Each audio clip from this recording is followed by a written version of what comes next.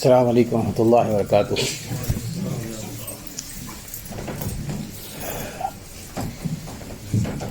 الحمد للہ رب العالمین والصلاة والسلام علی نبینا محمد وعلی آلہ وصحبہ اجمعین۔ فاعوذ باللہ من الشیطان الرجیم، بسم اللہ الرحمن الرحیم۔ کتب علیکم القتال وہو کرہ لکم وعسى ان تکرہوا شیئا وہو خیر لکم وعسى ان تحبوا شيئا وهو شر لكم والله يعلم وانتم لا تعلمون۔ يسألونك عن الشهر الحرام قتال فيه قل قتال فيه كبير وصد عن سبيل الله وكفر به والمسجد الحرام وإخراج أهله منه أكبر عند الله والفتنة أكبر من القتل ولا يزالون يقاتلونكم حتى يردوكم عن دينكم إن استطاعوا ومن يرتد منكم عن دينه فيمت وهو كافر فأولئك حبطت أعمالهم في الدنيا والآخرة وأولئك أصحاب النار هم فيها خالدون۔ آج کے درس میں انشاءاللہ کوشش ہوگی کہ آیت نمبر 216 اور آیت نمبر 217 جو میں نے تلاوت کی ہے اس پر گفتگو کی جائے، اور اگر وقت نے ساتھ دیا تو آیت نمبر 17 اور 18 پر بھی گفتگو ہوگی انشاءاللہ۔ جو سب سے پہلی آیت، تقریباً ساتھی اکثر ادھر ہی ہیں، تو جو سب سے پہلی آیت جو میں نے آپ کے سامنے تلاوت کی ہے، اس آیت کا تعلق ہمارے ایمان کے ایک اہم ترین رکن سے ہے، اور وہ رکن ہے تقدیر، قضاء اور قدر، جس پر ایمان لائے بغیر ہمارا ایمان مکمل نہیں ہوتا ہے۔ جیسے کہ اللہ تبارک و تعالیٰ نے اس میں ارشاد فرمایا، کتب علیکم القتال وہو کرہ لکم،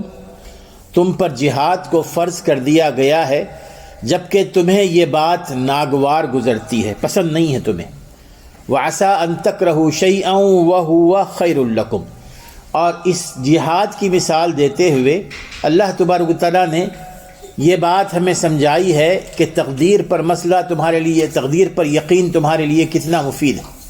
وعسى ان تکرہوا شیئا وہو خیر لکم، اللہ تعالیٰ نے یہاں پر ایک اصول بتا دیا، ایک قاعدہ، کہ ہو سکتا ہے کہ بہت ساری چیزیں ایسی ہوں گی جن کو تم پسند نہیں کرتے، لیکن ہو سکتا ہے کہ اسی میں تمہارے لیے خیر ہو، اسی میں تمہارے لیے خیر ہو۔ وعسى ان تحبوا شیئا وہو شر لکم، اور بہت سارے کام، بہت ساری چیزیں ایسی ہو سکتی ہیں کہ جن کو تم پسند کرتے ہو، اور ہو سکتا ہے کہ تمہارے حق میں وہ چیز بری ہو۔ واللہ یعلم وانتم لا تعلمون، آگے اللہ تعالیٰ نے فرمایا کہ یہ بات یاد رکھو کہ اللہ تعالیٰ بہتر جانتا ہے تمہارے حق میں کون سی چیز بہتر ہے، تمہارے حق میں کون سی چیز بری، وانتم لا تعلمون، اور تم نہیں جانتے۔ میرے دوستو، یہاں پر اللہ تبارک و تعالیٰ نے جہاد کی مثال دینے کے بعد یہ جو بات بیان فرمائی ہے، وہ ہماری زندگی میں ہر کسی کو یہ معاملہ، یہ واسطہ پڑتا رہتا ہے۔ آپ دیکھیں گے کہ کوئی وقت، کوئی شخص ایسا نہیں ہے کہ کبھی اس کو نقصان نہ ہوا ہو، کبھی اس کو نقصان کے علاوہ کبھی اس کو کوئی تکلیف نہ پہنچی ہو، کبھی اس پر کوئی مصیبت نہ آئی ہو، کبھی اس پر کوئی مشکل نہ آئی ہو۔ اب یہاں پر دو افراد ہوتے ہیں، ایک وہ جن کا تقدیر پر جو اللہ تعالیٰ نے لکھ رکھی ہے مکمل یقین ہوتا ہے، تو ان کا جو رد عمل ہوتا ہے وہ مختلف ہوتا ہے، اور دوسرے وہ لوگ جن کا تقدیر پر کوئی یقین نہیں ہوتا اور ان کا رد عمل بالکل مختلف ہوتا ہے۔ جن کا تقدیر پر یقین ہوتا ہے ان کا رد عمل کیسا ہوتا ہے؟ مثال کے طور پر اگر آپ نے کوئی نیا پروجیکٹ شروع کیا، کوئی بزنس شروع کیا، اس پہ پیسہ لگا دیا، دن رات محنت کی، رات دن ایک کر دیا، اور پھر اس کے بعد اس کے نتائج اب آپ منتظر ہیں کہ اس کے نتائج نکلیں گے۔ عام طور پر ہوتا یہ ہے کہ ماشاءاللہ فائدہ ہی ہوتا ہے، ایسے نہیں کہ الحمدللہ فائدہ ہی ہوتا ہے، لیکن کبھی کبھار ایسے ہوتا ہے کہ ہماری توقعات کے برعکس وہ ہمارا سارا پروجیکٹ ناکام ہو جاتا ہے، سارا پروجیکٹ ناکام ہو جاتا ہے۔ اب ایسی شکل میں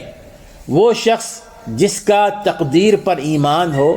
اس کا رد عمل یہ ہوگا کہ اس نے کوشش کی پوری طرح اس میں پیسہ لگایا اور محنت کی، اب اس کے بعد نتائج کو اس نے اللہ تعالیٰ کے اوپر چھوڑ دیا، اور اب اس کے بعد ہر کسی کو یہ خواہش ہوتی ہے کہ میرا بزنس کامیاب ہو جائے، میرا منصوبہ کامیاب ہو جائے، میرے ارادے کامیاب ہو جائیں، اور ہر شخص کو وہی چیز محبوب ہے۔ لیکن اگر اس میں نقصان ہو جائے تو یہ اس بات پر یقین کرتا ہے کہ فَعَسَىٰ أَن تُحِبُّوا شَيْئًا وَهُوَ شَرٌّ لَكُمْ، کہ تم ہو سکتا ہے کہ کس چیز کو پسند کرتے ہو وہ تمہارے حق میں بہتر نہ ہو۔ تو اب تقدیر پر ایمان رکھنے والا یہاں پر نہ تل ملاتا ہے، نہ مایوسی کا شکار ہوتا ہے، نہ ڈپریشن کا شکار ہوتا ہے، نہ خودکشی کے بارے میں سوچتا ہے، نہ کچھ اور، بلکہ وہ اپنی زندگی میں اسی طرح اطمینان اور سکون کے ساتھ جیتا ہے، کیونکہ اس پر اس کا یقین ہے کہ واللہ یعلم وانتم لا تعلمون، اللہ تعالیٰ جانتا ہے اور ہم نہیں جانتے۔ اس پر یقین ہوتا ہے تو اس کو معلوم ہے کہ جو کچھ بھی اللہ تبارک و تعالیٰ نے میری تقدیر میں لکھ رکھا ہے اس میں خیر ہی ہوگا، اس میں خیر ہی ہوگا۔ اور آپ نے دیکھا ہوگا کہ بعض اوقات جو مشکلات آتی ہیں، مصیبتیں آتی ہیں، وہ دروازہ ہوتی ہیں خیر کا۔ انہی مشکلات سے، انہی مصیبتوں سے آدمی کے لیے، ایک انسان کے لیے فائدوں کے دروازے کھل جاتے ہیں، بہت دروازے کھل جاتے ہیں، بشرطے کہ ہمارا تقدیر پر ایمان ہو۔ اور جو شخص تقدیر پر، قضاء اور قدر پر جس کا ایمان نہ ہو، وہ ظاہری نتائج پر نظر رکھتا ہے، ظاہری نتائج پر کہ جی کہ میرا یہ سارا کاروبار ڈوب گیا ہے، میرا جاب چھوٹ گیا ہے، میرے بچے بیکار ہو گئے ہیں، یا اس طرح میرا نقصان ہوا ہے۔ اب اس کو نہیں معلوم کہ اس نقصان میں اس کے لیے اللہ تعالیٰ نے فائدہ رکھا ہوگا، اس نقصان میں اللہ نے فائدہ رکھا ہوگا۔ وَعَسَىٰ أَن تَكْرَهُوا شَيْئًا وَهُوَ خَيْرٌ لَكُمْ، ہو سکتا ہے کہ اسی میں فائدہ ہو، لیکن چونکہ اس پر یقین نہیں ہوتا اس کا، اسی لیے آپ دیکھیں گے اکثر جو لوگ سبحان اللہ ڈپریشن کا شکار ہوتے ہیں، مایوسی کا شکار ہوتے ہیں، گھر میں جو جھگڑے ہوتے ہیں شوہر بیوی کے آپس میں، جو ایشوز بن جاتے ہیں، ماں باپ اور بچوں کے درمیان جو ایشوز بن جاتے ہیں، اس کی وجہ یہی ہوتی ہے مایوسی، ڈپریشن، انگزائٹی، اسٹریسنس۔ یہ آج کل بیماریاں زیادہ ہیں نا، اس کی وجہ کیا ہے کہ ہمارا اللہ تعالیٰ پر ایمان نہیں ہے نا، کہ اللہ تعالیٰ نے ہماری تقدیر لکھ رکھی ہے، اور اللہ تعالیٰ بہتر جانتا ہے کہ ہمارے حق میں کیا چیز بہتر ہے، اور اللہ تعالیٰ جو بھی کرتا ہے ہمارے حق میں بہتری کرتا ہے۔ بظاہر وہ نقصان ہو رہا ہوگا، لیکن ہمارا اللہ پر کامل یقین ہونا چاہیے کہ اللہ تعالیٰ نے جو کچھ کیا ہے وہ میرے حق میں خیر ہی کیا، میرے حق میں بہتر ہے۔ اس کا معنی یہ نہیں ہے کہ انسان جو ہے نا ہاتھ جوڑ کے بیٹھ جائے، اس کا معنی یہ ہے کہ آپ لگاتار کوشش کرتے رہیں، تمام جائز ذرائع کو استعمال کریں، شرعی حدود میں رہتے ہوئے استعمال کریں، اللہ تعالیٰ سے دعا کرتے رہیں، ظاہری جو اسباب ہیں ان کو پوری طرح استعمال کریں۔ اب اس کے باوجود اگر آپ کو نقصان ہوتا ہے نتائج کے حوالے سے، آپ کا یہ کام ہونا چاہیے کہ ہمارا یہ کام ہونا چاہیے کہ اللہ تعالیٰ پر چھوڑ دیں،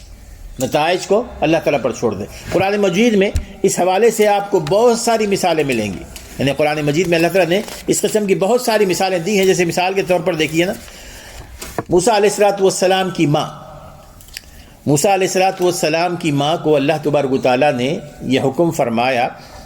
کہ تم نے اپنے دودھ پیتے بچے کو بہتے ہوئے دریا میں چھوڑ دینا۔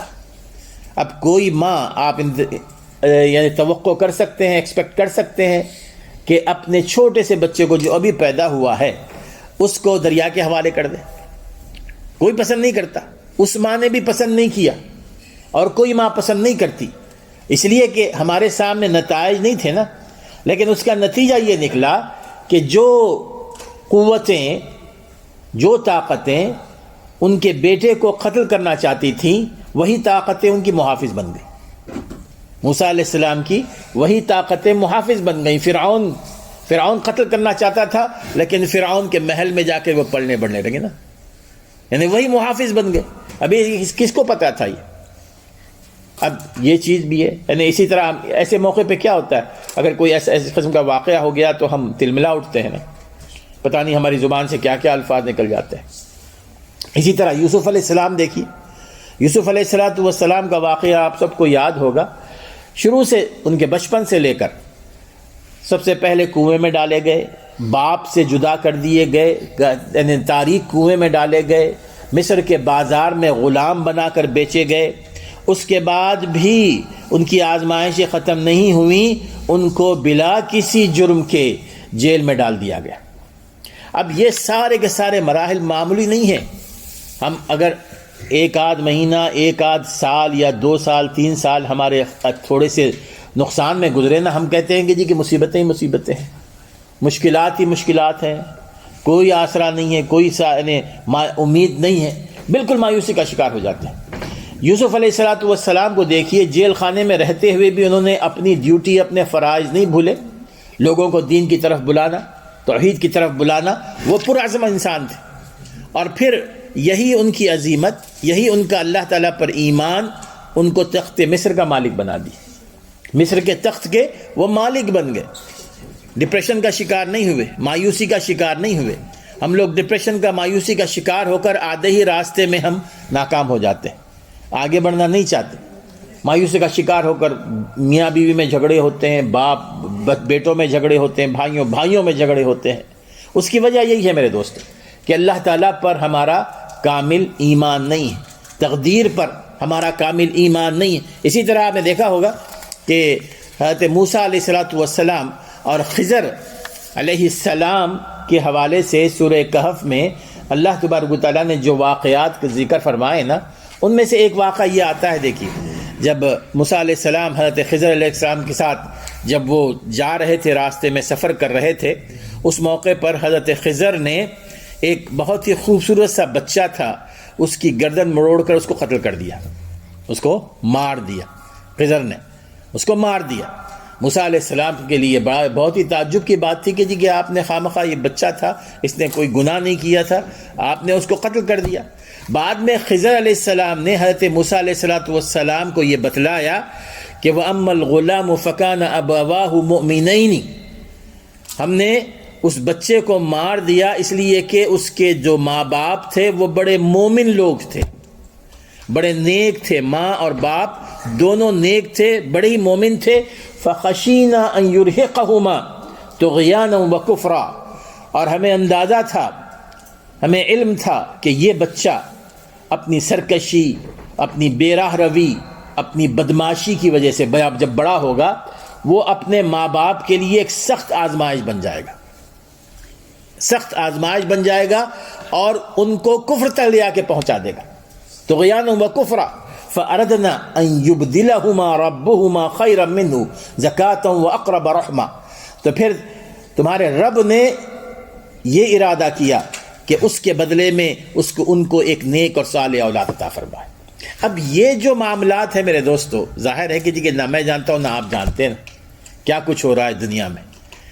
ہم بالکل اس معاملے میں تاریکی میں ہیں۔ اگر کوئی یہ کہتا ہے کہ جی کہ میں تقدیر کو جانتا ہوں تو وہ بڑا مشرک ہے، سب سے بڑا کافر ہے جو یہ کہے کہ جی کہ میں تقدیر کو جانتا ہوں، ہمیں اس کا پتہ نہیں ہے۔ اب یہ وہ چیزیں ہیں جو کائنات میں اللہ تبارک و تعالیٰ نے ایک نظم کے ساتھ رکھی ہیں، وہ ہو رہی ہیں۔ ایسے موقع پہ حضرت خضر علیہ السلام نے موسیٰ علیہ السلام کو جو بات بتائی، اب اگر سمجھیے کہ اگر کسی کو کوئی ایسی مصیبت ہو جاتی تو اس موقع پر اس کا کیا کچھ، اگر شکایتی شکایت پر زبان پر شکایتیں آ جاتی ہیں اور اس میں کوئی شرک ہوتا ہے، کوئی کفر ہوتا ہے، تو اس کی اپنی بدبختی ہے۔ دوسری یہ کہ آپ نے دیکھا ہوگا کہ کچھ خاندان ایسے بھی ہوتے ہیں، کچھ بھی شوہر بیوی اولاد سے محروم رہتے ہیں، اولاد سے محروم رہتے ہیں۔ اولاد سے محرومی کی حکمت اللہ تعالیٰ ہی بہتر جانتا ہے۔ پوری کوشش کرتے ہیں، جو آج کل کی سائنس ہے اس کے حوالے سے بھی کوشش کرتے ہیں، لیکن اس کے باوجود اگر ان کے ہاں اولاد نہیں ہے تو اس کا معنی یہ تو ظاہر ہے کہ آدمی رنجیدہ ہو جاتا ہے، مایوست کا شکار ہو جاتا ہے، لیکن اس کا معنی یہ نہیں ہے کہ بالکل ہی آدمی دائمی طور پر مایوس ہو جائے، دائمی طور پر مایوس ہو جائے کہ جی کہ اللہ تعالیٰ نے مجھے اولاد عطا نہیں فرمائی۔ اس کے بجائے اگر اس کی شکل، اس کی سوچ یہ طریقے کی ہو کہ ہو سکتا ہے کہ اللہ تبارک و تعالیٰ کی رحمت ہی نے مجھے اولاد سے محروم رکھا، اللہ تبارک و تعالیٰ نے مجھے اگر اولاد سے محروم رکھا ہے تو اللہ تعالیٰ ہی کی رحمت ہوگی۔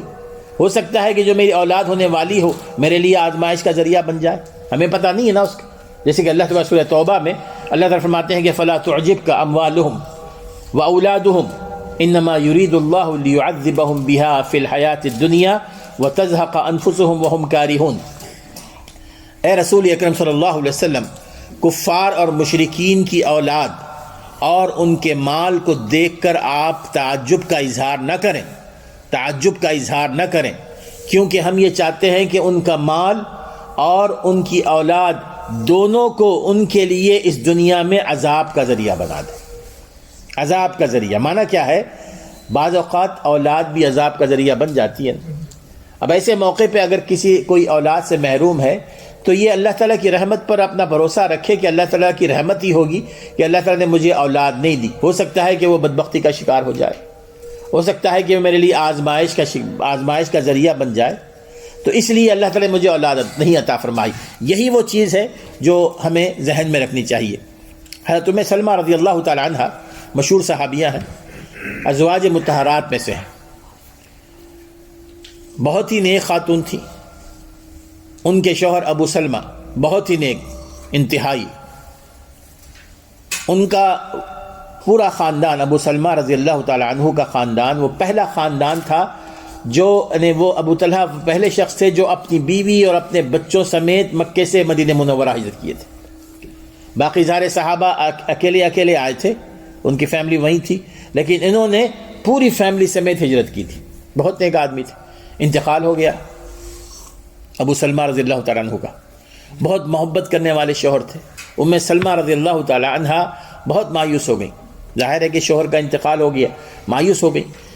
اس موقع پر ان کو یہ خود کہتی ہیں، اس موقع یہ صحیح مسلم کی روایت ہے، ان کو رسول اکرم صلی اللہ علیہ وسلم کی ایک حدیث یاد آ گئی۔ رسول اکرم صلی اللہ علیہ وسلم نے فرمایا کہ ما من مسلم تصیبہ مصیبت، کسی بھی مسلمان کو جب کبھی کوئی مصیبت لاحق ہو جائے، فیقول ما امرہ اللہ، تو پھر وہ اپنی زبان سے وہ الفاظ دہرائے جو اللہ تعالیٰ نے اس کو کہنے کا حکم دیا ہے، انا للہ و انا الیہ راجعون۔ اب یہ جو مصیبت ہے نا، مصیبت صرف کسی شخص کو، فرد کو کھو دینے پر نہیں، وہ بھی مصیبت ہے۔ آپ کی کوئی بھی چیز کھو جائے، آپ کو کوئی بھی نقصان ہو جائے، آپ نے انا للہ و انا الیہ راجعون پڑھنا۔ یہ آپ دیکھ لیجئے تجربہ کر کے، انا للہ و انا الیہ راجعون، اللہ تعالیٰ اس مصیبت کو آپ سے ٹال دے گا، اور کوئی بھی چیز مل بھی جاتی۔ تو بہرحال ان کو یہ الفاظ یاد آ گئے کہ رسول اکرم صلی اللہ علیہ وسلم نے فرمایا کہ انا للہ و انا الیہ راجعون پڑھو، اور پھر اس کے بعد یہ دعا بھی پڑھو، اللہم اجرنی فی مصیبتی، اللہ جو مصیبت مجھ پر آئی ہے اس کو میرے لیے باعث اجر بنا دے، اس کا ثواب مجھے عطا فرما، جو مصیبت آئی ہے اس کا ثواب مجھے عطا فرما، واخلف لی خیرا منہا، اور اس کے بدلے میں اس سے بہتر چیز مجھے عطا فرما دے، اس سے بہتر چیز۔ یعنی مثال کے طور پہ آپ کی گاڑی کا ایکسیڈنٹ ہو جاتا ہے، گاڑی چوری ہو جاتی ہے، اللہ تعالیٰ سے دعا کریں اللہم اجرنی فی مصیبتی واخلف لی خیرا منہا، اللہ میری گاڑی چلی گئی ہے، میں اس کو بہت پسند کرتا تھا، اب چلی گئی ہے، تو اللہ اس کے بدلے میں مجھے اس سے اچھی گاڑی عطا فرما، واخلف لی خیرا منہا۔ تو رسول اکرم صلی اللہ علیہ وسلم نے فرمایا اس موقع پر کہ الا اخلف اللہ لہ خیرا منہا، جو شخص یہ دعا کرے گا اللہ تعالیٰ ضرور اس کو اس سے بہتر چیز عطا فرمائیں گے، اس سے بہتر چیز عطا فرمائیں گے۔ صحیح مسلم کی صحیح روایت۔ ام سلمہ رضی اللہ تعالیٰ عنہ فرماتی ہیں کہ میں نے سوچا، یہ جب کہ رسول اکرم فرما رہے ہیں کہ جی کہ اس سے بہتر چیز مجھے ملے گی، مجھے ابو سلمہ سے بہتر شوہر کہاں مل سکتا ہے؟ ابو سلمہ تو انتہائی محبت کرنے والے، انتہائی دین پر عمل کرنے والے، انتہائی نیکوکار تھے، کہاں مل سکتا ہے؟ پھر انہوں نے رسول صلی اللہ علیہ وسلم کی یہ بات جب آئی تو رسول نے حکم فرمایا ہے، تو انہوں نے پھر پڑھ بھی لیا اس کو، یہ دعا پڑھ بھی لی۔ وہ خود کہتی کہ میں نے کہا کہ نہیں، میں پھر بھی پڑھ لوں گی، مجھے یقین ہے۔ اور پھر انہوں نے کہا کہ جی کہ اس کا اثر یہ ہوا کہ میں رسول اکرم صلی اللہ علیہ وسلم کی بیوی بن گئی۔ اس سے بہتر کیا چیز ہو سکتی؟ رسول اکرم صلی اللہ علیہ وسلم ان کے شوہر بن گئے، آپ کے ساتھ ان کا نکاح ہو گیا۔ تو اس سے معلوم یہ ہوتا ہے کہ جب کبھی ہم کسی مصیبت کا اور مشکلات کا شکار ہو جائیں تو مایوس ہونے کے بجائے سب سے پہلے آپ اس دعا کو پڑھیے، اس دعا کو یاد کیجیے، اور یہ یقین رکھیے کہ جب ہم یہ دعا پڑھتے ہیں کہ اللہم اجرنی فی مصیبتی واخلف لی خیرا منہا، اللہ میری اس مصیبت میں مجھے اس مصیبت کو میرے لیے باعث اجر و ثواب بنا دے، اور جو چیز مجھ سے گم ہو چکی ہے، ضائع ہو چکی ہے، اس سے بہتر چیز مجھے عطا فرما دے۔ اب رسول ایک فرماتے ہیں کہ تمہیں ضرور اس سے بہتر چیز ملے گی۔ تو یہ ایسے موقع پر میرے دوستو، جب کبھی ہمارے لیے مشکلات کا ہم شکار ہوں، تو اس موقع پر تقدیر پر ایمان ہمارا ہونا چاہیے کہ اللہ تعالیٰ نے جو کچھ کیا ہے بہتر ہے میرے حق میں، چاہے بظاہر مجھے نقصان ہو رہا ہے۔ پھر اس کے بعد یہ دعا بھی پڑھنی چاہیے، کوشش بھی کرنی چاہیے، اور یہ دعا بھی پڑھنی چاہیے، اللہ تعالیٰ ہمیں اس سے بہتر چیزیں عطا فرمائیں گے۔ تو یہ بہرحال یہ ہماری یعنی پہلی آیت کے حوالے سے ہے۔ اس کے بعد جو دوسری آیت ہے، اللہ تعالیٰ فرماتے ہیں یسألونک عن الشہر الحرام قتال فیہ، یہ لوگ آپ سے پوچھتے ہیں حرمت والے مہینوں کے بارے میں کہ کیا ان مہینوں میں لڑائی لڑی جا سکتی ہے، قتال کیا جا سکتا ہے؟ قل قتال فیہ کبیر، آپ کہہ دیجئے کہ ان حرمت والے مہینوں میں لڑائی بہت بڑا گناہ ہے۔ وصد عن سبیل اللہ وکفر بہ والمسجد الحرام واخراج اہلہ منہ اکبر عند اللہ، لیکن اللہ کے راستے سے روکنا، مسجد حرام میں جانے سے روکنا، مسجد حرام کے اطراف جو لوگ ہیں ان کو وہاں سے نکال دینا، یہ اس سے بڑا گناہ ہے، یہ اس سے بڑا گناہ ہے کہ کسی کو آپ مسجد سے میں جانے سے روکیں اور کسی کو آپ ایمان لانے سے روکیں۔ والفتنة اکبر من القتل، اور فتنہ یعنی شرک اور ظلم اور کفر، یہ تو قتل سے زیادہ بڑا گناہ ہے۔ ولا يزالون يقاتلونكم حتى يردوكم عن دينكم ان استطاعوا، اور یہ لوگ تم سے لڑتے رہیں گے اور ان کی بھرپور کوشش ہوگی کہ تمہیں دین سے پھیر دیں، دین سے برگشتہ کر دیں۔ ان استطاعوا، اگر وہ کر سکتے ہوں۔ وَمَن يَرْتَدِدْ مِنْكُمْ عَنْ دِينِهِ فَيَمُتْ فَهُوَ كَافِرٌ، اور جو شخص بھی اپنے دین سے برگشتہ ہو جائے گا، دین سے پھر جائے گا، اور اگر اسی حالت میں اس کی موت آئے گی، فَأُولَٰئِكَ حَبِطَتْ أَعْمَالُهُمْ فِي الدُّنْيَا وَالْآخِرَةِ، تو اس ایسے لوگوں کی ساری نیکیاں دنیا اور آخرت میں برباد ہو جائیں گی۔ وَأُولَٰئِكَ أَصْحَابُ النَّارِ هُمْ فِيهَا خَالِدُونَ، اور ایسے ہی لوگ ہیں جو جہنم میں جائیں گے جس میں ہمیشہ ہمیشہ رہیں گے۔ تو اس میں بہرحال جو چیز مجھے یہاں بتانی ہے، 2-3 پوائنٹس ہیں اس آیت میں، وہ یہ کہ سب سے پہلے اس آیت کا شان نزول یہ ہے، مختصر طور پر میں بتاؤں گا کہ تقریباً فتح مکہ کے بعد کا واقعہ ہے کہ رسول اکرم صلی اللہ نہیں فتح مکہ کے بعد کا نہیں، 2 ہجری کا واقعہ، سوری، ابھی فتح جنگ بدر بھی نہیں ہوئی تھی، جنگ بدر سے پہلے کا واقعہ ہے کہ رسول اکرم صلی اللہ علیہ وسلم کو یہ اطلاع ملتی رہتی تھی کہ مکے کے جو قریش ہیں وہ لوگ مدینے پر حملہ کرنے کی پلاننگ کر رہے ہیں۔ تو رسول اکرم صلی اللہ علیہ وسلم وقتاً فوقتاً اپنے کچھ فوجی دستے گشت کرنے کے لیے بھیجا کرتے تھے تاکہ پتہ چل جائے کہ کوئی آ رہا ہے کہ نہیں آ رہا ہے۔ تو اسی طرح آپ نے ایک فوجی دستہ بھیجا، تقریباً 15-20 صحابی اس میں تھے، تو وہ ایسے ہی گشت کر رہے تھے، تو وہاں ان کو قریش کا ایک قافلہ نظر آیا جو تجارتی قافلہ تھا، تو انہوں نے اس کے اوپر حملہ کر دیا اور اس کے سارے لوگوں کو گرفتار کر لیا، 7-8 آدمی تھے، اور پھر ان کے ایک آدمی کو قتل بھی کر دیا۔ اور وہ مہینہ تھا رجب کا مہینہ تھا۔ رسول اکرم صلی اللہ علیہ وسلم کے پاس لے آئے ان کو، رسول صلی اللہ علیہ وسلم نے بہت ہی افسوس کا اظہار فرمایا، اور آپ نے فرمایا کہ میں نے تمہیں کسی کو قتل کرنے کے لیے نہیں بھیجا تھا، میں نے صرف نظر رکھنے کے لیے بھیجا تھا تمہیں۔ ان سے غلطی یہ ہوئی کہ انہوں نے حرمت والے مہینوں میں قتل اور قتال کیا۔ حرمت والے مہینے کیا ہیں؟ 4 مہینے ہیں حرمت والے، ذوالقعدہ، ذوالحجہ، محرم اور رجب۔ ذوالقعدہ، ذوالحجہ، محرم، یہ ترتیب سے آ رہا ہے، اس کے ساتھ رجب۔ یہ وہ مہینے ہیں جو دور جاہلیت سے ان کی عزت اور ان کی حرمت چلی آ رہی ہے۔ دور جاہلیت میں بھی مکہ کے مشرکین اور کفار ان مہینوں میں کوئی لڑائی نہیں کیا کرتے تھے، کوئی حتیٰ کہ ڈاکو اور چور بھی چوری کرنا چھوڑ دیتے تھے، ڈاکو بھی لوٹنا چھوڑ دیتے تھے ان مہینوں میں، اس لیے کہ ان مہینوں میں کئی ایک عبادتیں آتی ہیں، اور ذوالحجہ میں سب سے زیادہ آپ نے دیکھا ہوگا کہ ذوالحجہ میں حج کا مہینہ ہے، حج کے مہینے کی عظیم عبادت ہے۔ اسی طرح ذوالحجہ کے جو پہلے 10 دن ہیں وہ 10 دن سب سے بہتر ہیں سال کے تمام دنوں میں بہتر ہیں۔ سال کے ساری راتوں میں 10 راتیں جو رمضان کی آخری راتیں وہ بہتر ہیں نا اجر و ثواب کے اعتبار سے، لیکن اجر و ثواب کے اعتبار سے اگر کوئی دن بہتر ہے تو وہ ذوالحجہ کے پہلے 10 دن ہیں۔ پھر اسی طرح محرم کے بارے میں آتا ہے، رسول اکرم صلی اللہ علیہ وسلم نے فرمایا کہ رمضان کے بعد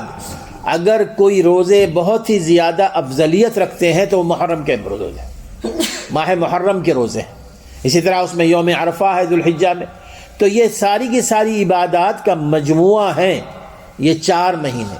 اور اس وجہ سے مکے کے قریش بھی جو ہے نا ان مہینوں کی بڑی اہمیت ان کے پاس تھی، ان کی بڑی تعظیم کیا کرتے تھے۔ لیکن اتفاق سے یہ ہوا کہ ان صحابہ سے یہ غلطی ہو گئی۔ وہ غلطی ایسے عمدن نہیں ہوئی، بلکہ وہ یہ سمجھ رہے تھے کہ رجب شروع نہیں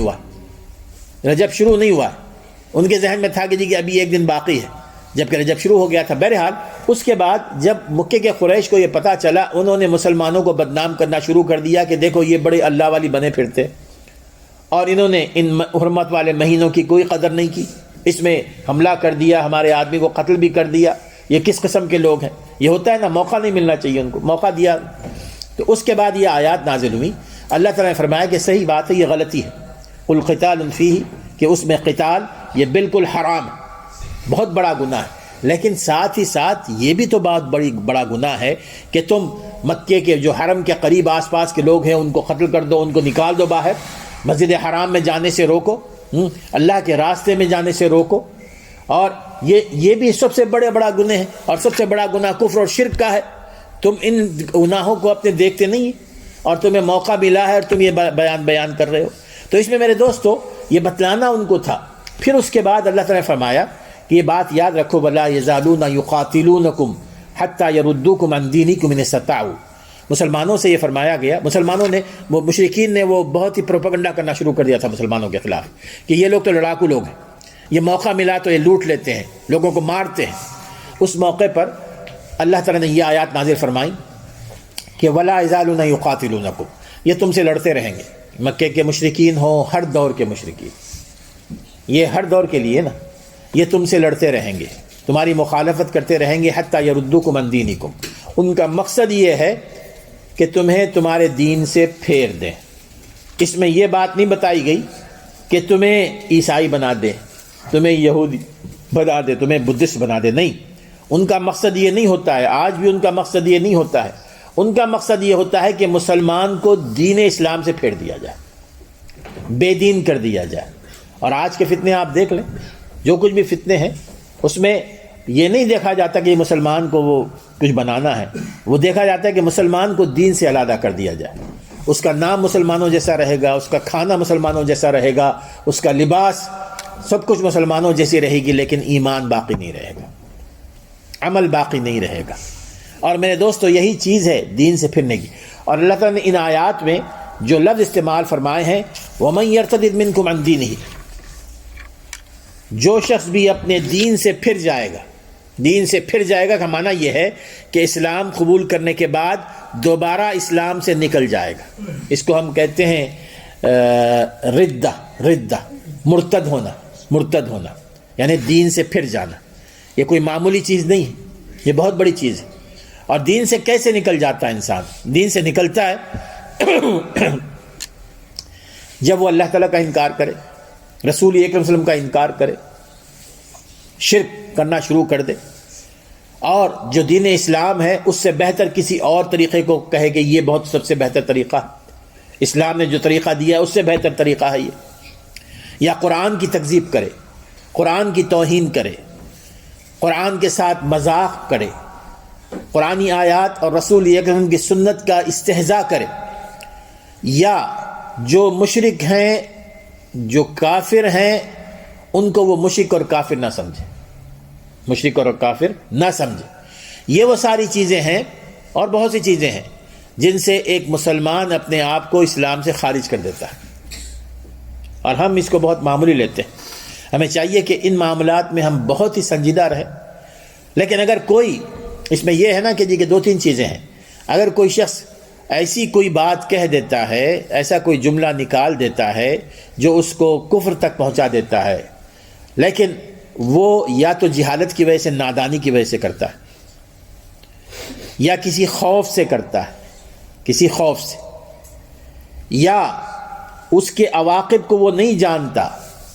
اور جانے بغیر کرتا ہے, اس کو پتہ ہی نہیں ہے کچھ بھی, تو اب ایسے موقع پر اس کے لیے یہی ایک راستہ ہے کہ وہ اللہ تعالیٰ سے توبہ کر لے, توبہ کر لے, اپنے آپ کو دین پر قائم رکھے. اور آج کل جیسے فتنے بھرے ہوئے میرے دوستو, اتنے فتنے ہیں, آپ کو ایک ڈسکشن کرنے کے لیے کسی گروپ میں چلے جائیں یا کچھ ہو, وہاں پر اس قسم کی ڈسکشن ہوتی ہے اللہ تعالیٰ کے وجود کے بارے میں کہ اللہ ایگزسٹ کرتا ہے کہ نہیں کرتا ہے, رسول اکرم صلی اللہ علیہ وسلم کے حوالے سے, قرآن مجید کے حوالے سے. ایسے موقع پہ ڈسکشن کرتے ہوئے ہمیں ایک تو ایسی محفلوں میں ہمیں جانا نہیں چاہیے, اور اگر چلے بھی گئے آپ دوست احباب میں, تو وہاں پر ایسے ڈسکشن سے اپنے آپ کو دور رکھیں کہ انجانے میں, نادانی میں ہم سے کوئی جملہ ایسا نکل سکتا ہے جس میں استہزاء ہو یا جس میں انکار ہو, تو پھر ہم اپنے آپ کو دائرہ اسلام سے خارج کر دیتے ہیں. یہ بہت ہی انتہائی خطرناک چیز ہے, اس کا ہمیں خیال رکھنا چاہیے. اللہ تعالیٰ فرماتے ہیں کہ وَمَن يَرْتَدِدْ مِنْكُمْ عَنْ دِينِهِ فَيَمُتْ وَهُوَ كَافِرٌ, کہ جو شخص اپنے دین سے پھر جاتا ہے اور اسی حالت میں اس کی موت آتی ہے تو وہ کفر کی حالت میں مرا, اس کی ساری نیکیاں برباد, اس کے سارے اعمال برباد. اس کا ہمیں خاص خیال رکھنا چاہیے. اور آخر میں جو 2-5 منٹ میں یہ بتا دیتا ہوں, جیسے میں نے شروع کی یہ آیت کہ اللہ تبارک و تعالیٰ نے جیسے کہ یسألونک عن الشہر الحرام, کہ تم سے, آپ سے, صحابہ سے یہ لوگ آپ سے پوچھتے ہیں کہ یہ اشہر الحرم کون سے ہیں, حرمت والے مہینے. تو حرمت والے مہینوں کے حوالے سے یہ بات ذہن میں رکھیے کہ حرمت والے مہینوں کے بارے میں ایک اور جگہ سورہ توبہ میں غالباً اللہ تعالیٰ نے فرمایا کہ ان عدت الشہور عند اللہ 12 شہرا, کہ اللہ تعالیٰ کے پاس شروع سے, ابتدا ہی سے دنیا کے 12 مہینے مقرر ہیں, 12 مہینے مقرر ہیں, اور ان میں منہا 4 حرم, 4 مہینے حرمت والے ہیں, عزت والے ہیں. فلا تظلموا فیہن انفسکم, ان مہینوں کے بارے میں خاص طور پر یہ بات بیان فرمائی کہ جب یہ مہینے آئیں تم نے کوئی غلط کام نہیں کرنا. الظلم کہتے ہیں کہ ہر قسم کی برائیاں, ہر قسم کی معصیت, اپنے آپ کو اس سے علیحدہ رکھو. ذوالقعدہ, ذوالحجہ, محرم اور رجب, کیونکہ ان مہینوں میں کی جانے والی برائیوں کا گناہ بہت زیادہ ہوتا ہے. اللہ تبارک و تعالیٰ نے دیکھے نا کہ دنیا میں کچھ مقامات ایسے رکھے ہیں, مقامات, کچھ مہینے ایسے رکھے ہیں, کچھ اشخاص, افراد ایسے رکھے ہیں کہ جن کی وجہ سے اگر آپ نیکی کا کام کریں گے اس میں یا ان کے ساتھ, تو وہ نیکی کا آپ کو ثواب دگنا تگنا ملے گا. اور بالکل اسی طرح اگر ہم کوئی گناہ کا کام کریں گے تو گناہ اور معصیت کی جو سزا ہے ہو سکتا ہے اس میں بھی بڑھا دیا جائے. اب جیسے مثال کے طور پر اللہ تعالیٰ نے جو مقامات ہے, مکۃ المکرمہ کو سب سے بہترین بقعہ ہے نا, سب سے بہترین زمین کا ٹکڑا قرار دیا, سب سے بہترین زمین کا ٹکڑا. اور پھر مسجد الحرام میں نماز پڑھنے والا 1,00,000 نمازوں کا ثواب ملتا ہے نا اس کو. وہی اگر اس میں کوئی گناہ کرے گا تو پھر اس کے گناہ کا بھی اتنا ہی اس کو ہوگا, اتنا ہی اس کو سزا ملے گی. اسی طرح مہینے ہیں, رمضان کا مہینہ ہے, یہ حرمت والے مہینے ہیں. ایسے موقعوں پر اگر کوئی شخص کوئی نیک کام کرتا ہے, اللہ تعالیٰ اس کو پتہ نہیں کتنے گناہ ثواب عطا فرماتے ہیں. اگر کوئی برائی کا کام کرے گا تو اتنا ہی اس کو سزا ملے گی. کچھ اشخاص ہوتے ہیں, دیکھیے کچھ افراد, مثال کے طور پہ والدین ہیں. گالی دینا, اگر ہم کسی کو گالی دے دیتے ہیں تو وہ تو فسق ہے نا, ایک گناہ ہے چھوٹا سا گالی دینا. سباب المسلم فسوق, مسلمان کو گالی دینا ایک گناہ کا کام ہے. لیکن اگر وہی گالی ہم اپنے والدین کو دیتے ہیں تو یہ تو جہنم تک لے جانے والی بات ہے, کہ وہ اشخاص مخصوص اشخاص ہیں. وہی گالی اگر والدین کو دی جائے تو ظاہر ہے آپ کسی کا احترام کرتے ہیں, کسی کی عزت کرتے ہیں, یقین قابل تعریف ہے. لیکن وہی احترام, وہی عزت ماں باپ کی کریں گے, آپ کے لیے جنت کا دروازہ ہے. ایسے اشخاص ایسے ہیں آپ دیکھیں گے نا، جیسے رسول اکرم صلی اللہ علیہ وسلم کی ازواج مطہرات کے بارے میں اللہ تبارک و تعالیٰ نے ایک جگہ فرمایا کہ یا نساء النبی لستن کاحد من النساء من یأتی منکن بفاحشۃ، یا نساء النبی من یأتی منکن فاحشۃ یضاعف لها العذاب، من یأتی منکن فاحشۃ مبینہ، کہ اے نبی کی بیویوں اگر تم نے کوئی کھلم کھلا برائی کی، یضاعف لها العذاب، تو اس کو عذاب دگنا ملے گا۔ نبی کی بیویاں ہیں، ان کو دگنا، مطلب کیا ہے؟ اللہ تعالیٰ نے نبی رسول صلی اللہ علیہ وسلم کی بیویوں کو خطاب کیا ہے، لیکن اس سے مراد مسلمان خواتین، وہ جتنا ان کا زیادہ درجہ ہوگا نا، اور اگر ان سے گناہ ہو جائے گا تو اتنی ہی زیادہ ان کے لیے مصیبت ہے۔ جو عام لوگ ہیں وہ گناہ کریں گے تو عام ان کو سزا ملے گی، جو خاص لوگ ہیں اگر وہ گناہ کرتے ہیں تو ان کو خاص سزا ملے گی۔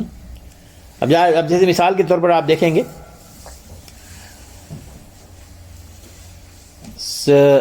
وہ حدیث جس میں رسول اکرم صلی اللہ علیہ وسلم نے فرمایا کہ یہ 7 ایسے خوش قسمت افراد ہیں کہ جن کو اللہ تبارک و تعالیٰ قیامت کے دن اپنے عرش کے سائے میں جگہ دے گا۔ مشہور حدیث ہے نا؟ اس میں رسول اکرم صلی اللہ علیہ وسلم نے فرمایا کہ وہ نوجوان نشأ فی عبادت اللہ، شاب نشأ فی عبادت اللہ، جس کی جوانی اللہ کی عبادت میں گزر ہوئی، جس کی جوانی اللہ تعالیٰ کی عبادت کرتے ہوئے گزری ہو، تو اس کو اللہ تعالیٰ قیامت کے دن اپنے عرش کے سائے میں جگہ دے گا۔ اب یہی عبادت کرتے ہوئے اگر کوئی بوڑھے عمر رسیدہ افراد اپنا بڑھاپا گزار دیتے ہیں، ان کے لیے یہ وعدہ نہیں، جوان کے لیے ہے، جوان کے لیے وعدہ ہے۔ اسی طرح ایک حدیث ہے، صحیح مسلم کی حدیث ہے، رسول اکرم صلی اللہ علیہ وسلم نے فرمایا کہ لا ثلاثۃ لا یکلمہم اللہ ولا یزکیہم ولا ینظر الیہم، 3 افراد ایسے ہیں کہ قیامت کے دن اللہ تبارک و تعالیٰ نہ ان سے گفتگو کرے گا، نہ ان کے گناہوں کو معاف کرے گا، اور نہ ہی ان کی طرف دیکھے گا۔ یعنی جب کسی پہ ہم غصہ ہوتے ہیں تو دیکھنا گوارا نہیں کرتے نا، دیکھتے بھی ہیں تو غصے بھری نگاہوں سے دیکھتے۔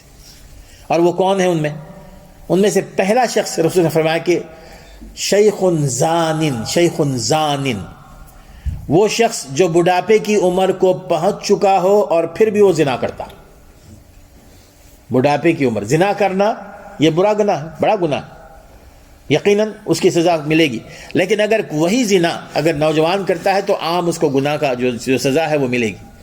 لیکن اگر ایک بوڑھا ہو جائے، اور احادیث میں اس کا ذکر آتا ہے